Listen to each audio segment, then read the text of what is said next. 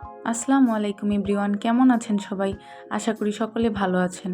আমিও ভালো আছি। আজকে আমি আপনাদের দেখাবো কিভাবে আলু দিয়ে খুব সহজে গরুর মাংস রান্না করা যায়। তো চলুন দেখে নেওয়া যাক। প্রথমেই নিয়ে নিচ্ছি 1 কেজি গরুর মাংস, কিছু পেঁয়াজ,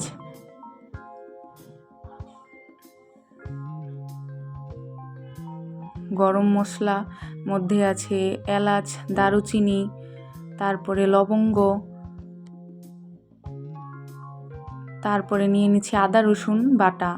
আদা রসুন একসাথে ছিল।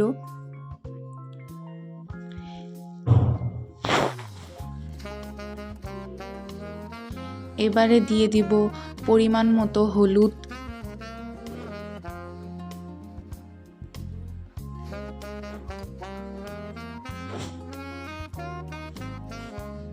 তারপর দেব মরিচের গুঁড়ো, লাল মরিচের গুঁড়ো,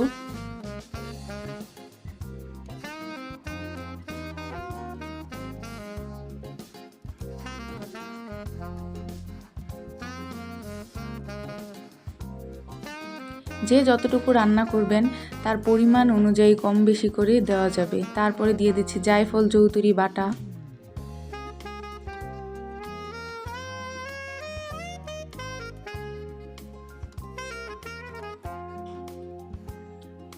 তারপরে হচ্ছে সামান্য পরিমাণ স্বাদ মতো লবণ,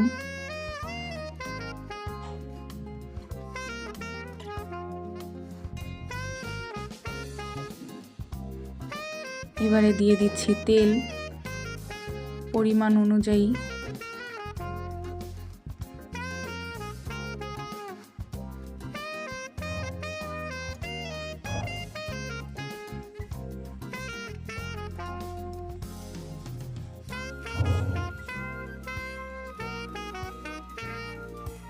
এবারে এগুলোকে ভালো মতো মেখে নেব।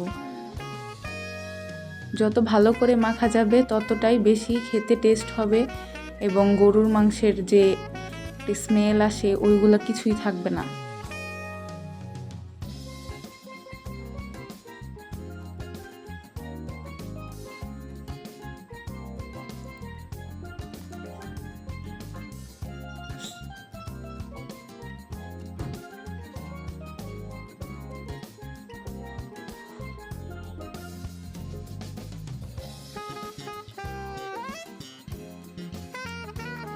দুই থেকে 3 মিনিটের মধ্যে ভালো মতো মাখতে হবে।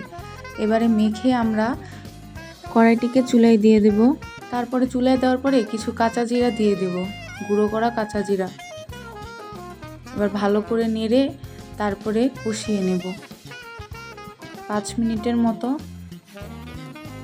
তারপরে কষানো হয়ে গেলে ঢাকনাটা খুলে আবার নেড়ে চেড়ে আবার কিছুক্ষণ দমে রাখবো।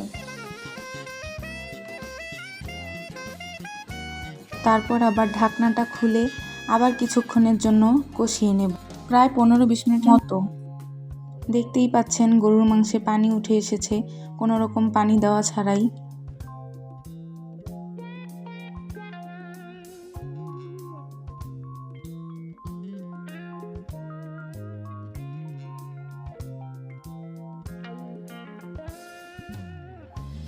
এবারে নেড়ে চেড়ে আলু দিয়ে দেব। আলু দিয়ে ভালো মতো নেড়ে চেড়ে নিতে হবে।